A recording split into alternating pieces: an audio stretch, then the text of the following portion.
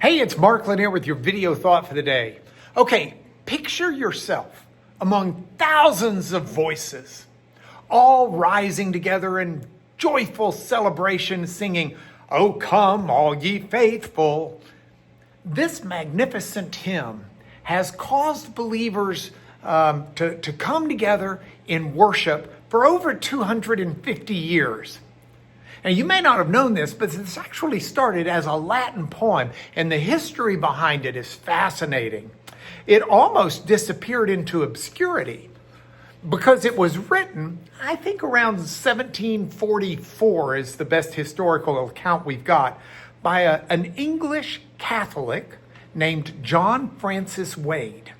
Now, he was living in exile in France because Catholics in England at the time were forbidden to practice their faith openly.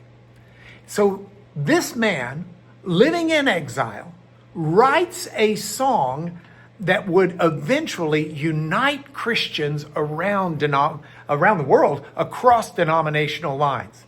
Which brings me to this office door because I've got 3 points to make from this. The first is the power of invitation. Now, this is my friend, Pastor David Fleming's office. He's seated right there. Hey, Pastor David. And the very first words of this hymn are, "Oh, come." Now, this isn't just a suggestion. It's an urgent invitation. Like I'm going to come into his office. But this is an urgent invitation to everyone. And the carol mirrors the words of Jesus in Matthew 11:28, where Jesus says, "Come to me, all you who are weary and burdened, and I will give you rest."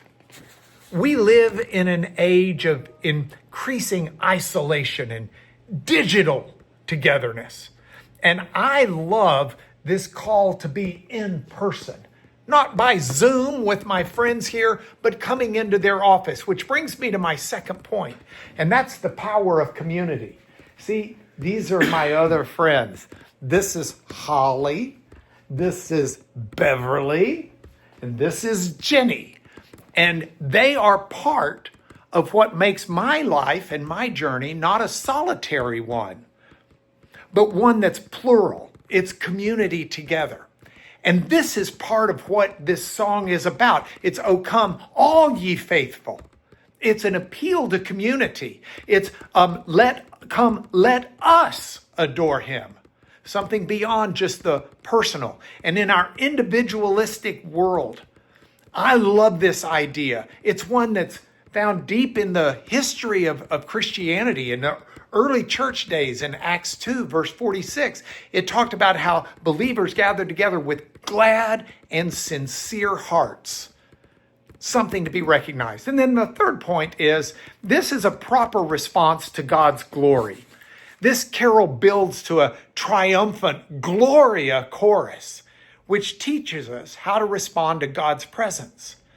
Like shepherds who hurried to Bethlehem, we're called to respond with joy and wonder to the miracle of incarnation.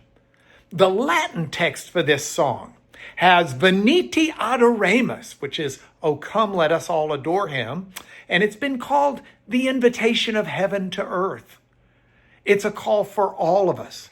So this Christmas season, I challenge you to find a way to embrace multiple aspects of this carol, the coming and the community. Find a local Christmas Eve service if you can, and bring someone with you. And when you sing this carol, remember, you're joining your voice with millions across the globe who have responded to this same invitation. Oh, come, let us adore him. That's why I've made this your video thought for today.